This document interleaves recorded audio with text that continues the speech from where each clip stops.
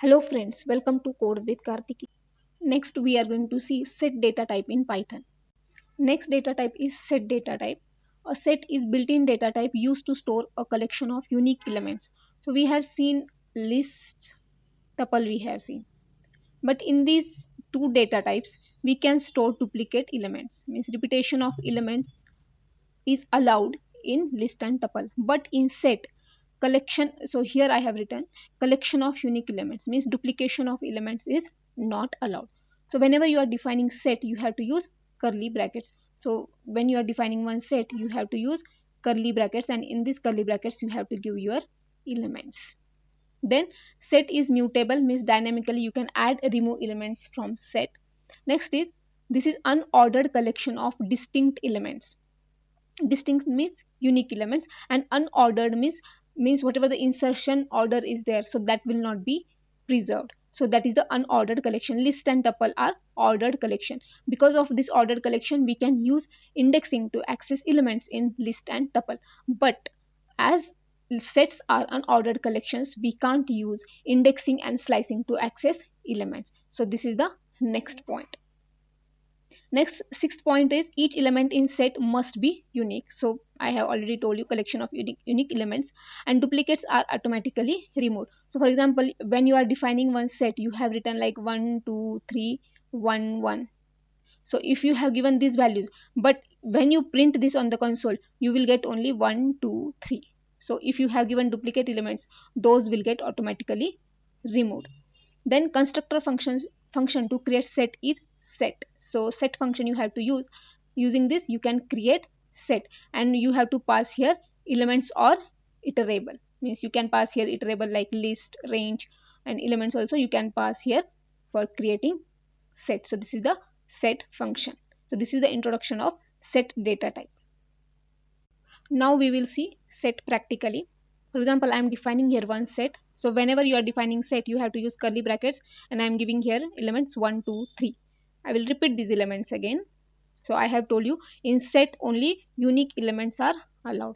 And if I print this set on the console, print s, and we will check its data type also. Data type. Using type function we can check, and if I run this, see how many elements I have given here.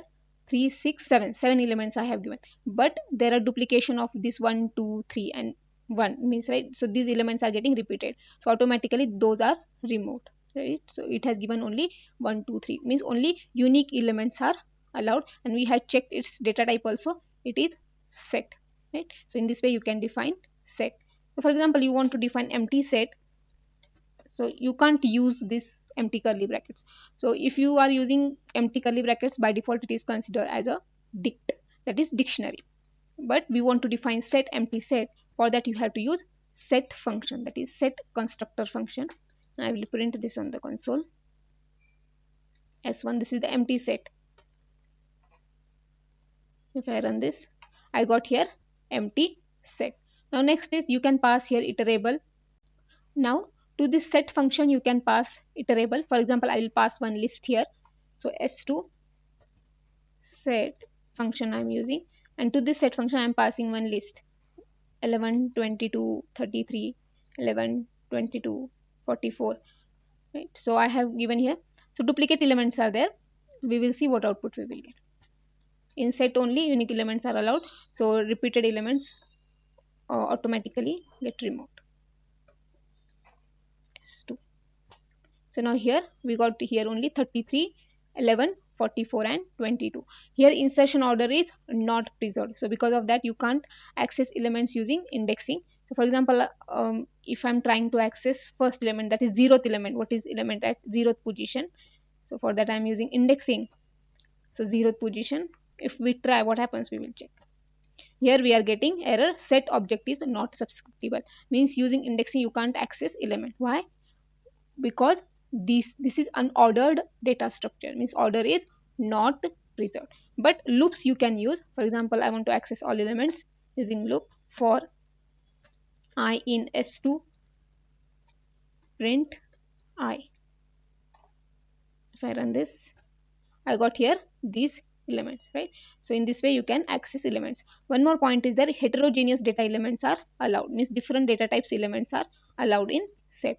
For example, I am taking here 1 2 3, then string I am taking, then boolean I am taking, and if I print this s3 on the console,